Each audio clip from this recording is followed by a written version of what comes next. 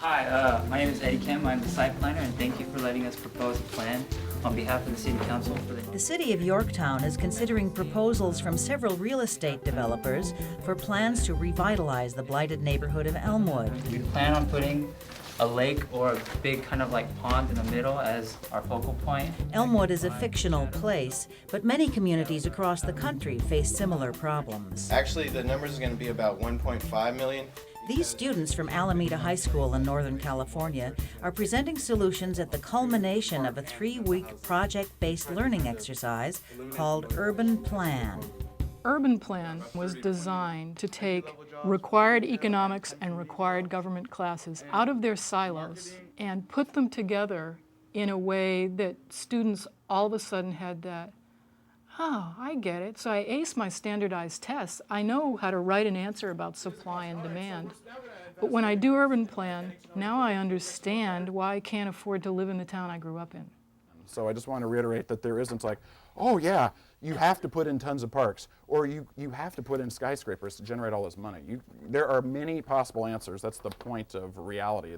Developed at UC Berkeley, the Urban Land Project is available to schools in many cities through the Urban Land Institute's district councils. And then you've got neighborhood letters, which are the interest groups that have so far stepped forward and said, hey, this is what we want here. It is a rigorous project that addresses most of the state economics curriculum standards, like marginal cost benefit, allocation of goods and services, and the role of incentives. The dry goods building is a historic building, and you can read a little bit about it and what kind of uses you can do with it. There are limits on this building, you have to do this. This building, you can do whatever you want. To make it easy on teachers, the Land Institute provides everything they need for the project, from outside expert volunteers to laptops and Legos. All the materials are paid for. The Lego kits, the teacher's guide and lesson plans, the curriculum handbooks, the site plans, everything delivered to the teacher.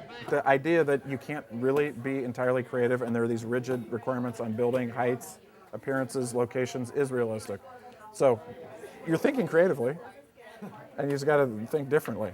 Students use the Legos to create a model of their new neighborhood, and the computers are loaded with the sophisticated software they need to solve complex dilemmas. That's too high. Yeah, that's way too high. How do we kill our percent but still make the city go up? They are broken into teams of 5, and each student serves in a specific role, like site planner, director of marketing, or neighborhood liaison. My role as the financial advisor was basically just to make profit for both the investors and the city. So they must become experts in their individual roles and share their ideas with the group. This project has things that are going to stick with the students more in their life.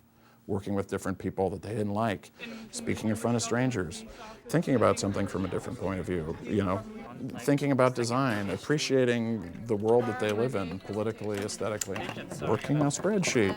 The neighborhood retail, for example, the absorption rate is 2.86, which is pretty close to our upper limit because the optimum absorption rate is 3.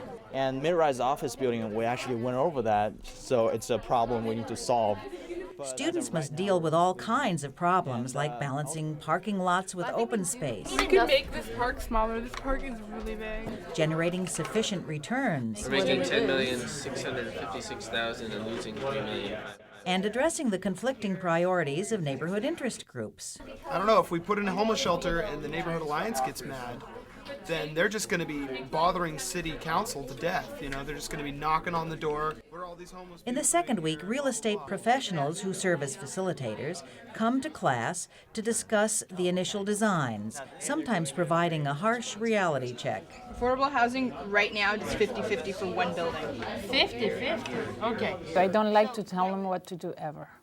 I really would like to ask hard questions. If they have the homeless shelter, I immediately say, what difficulties would that pose to you? Or if they don't have it, I ask them immediately, oh, so you moved the homeless shelter, where are the homeless going to be?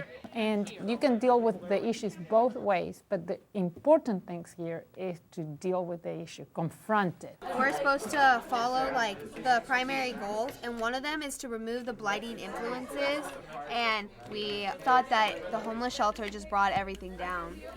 Going into the project, you think, oh, that's easy, I can just put some Legos here that represents a building and it's all good. But then you really have to think about the effects of what it's going to do. What's going to be in these stores? Have you thought about any of that? What's going to pull people down here? Restaurant, coffee shop. Also, we had the experts come in and question us. Some of them were harsh, some of them were a lot nicer about it, but either way, we learned a lot from all of them, I'd say. But yeah, see, 75%. this way we have less opposites because your dragons is a lot smaller. But we also have a mid-rise, okay? Oh yeah, we have the mid-rise. We have Is a it a mid-rise mid-rise? The project as a whole, it gets you ready for the real world. Just looking out of the book, it gets pretty tedious. Like, you're just looking in a book, you're memorizing facts and stuff. But once you learn how to actually use those facts, you get a deeper understanding and you can better interpret questions, and so you build up like really useful skills. Our group is called Minesweepers Corporations, and our vision is to have a very diverse city that has a more suburban feel. In our first block, we have retail such as Macy's and Barnes & Nobles for the college students. Presentation time is limited to 10 to 12 minutes, with each student speaking from the perspective of their individual role. All right. I'm the financial analyst. My name's Dan. A question and answer period follows each proposal. Is it going to be an animal shelter or an office? It's divided into two. It's true that there's no right answer, so we may challenge or question a lot. So a nonprofit office that acts as an animal shelter? The way that you say it, it makes it sound like there's going to be dogs jumping on the office tables. We have nonprofit. That's how council sees it. The nonprofit in one section and office in one section. So like.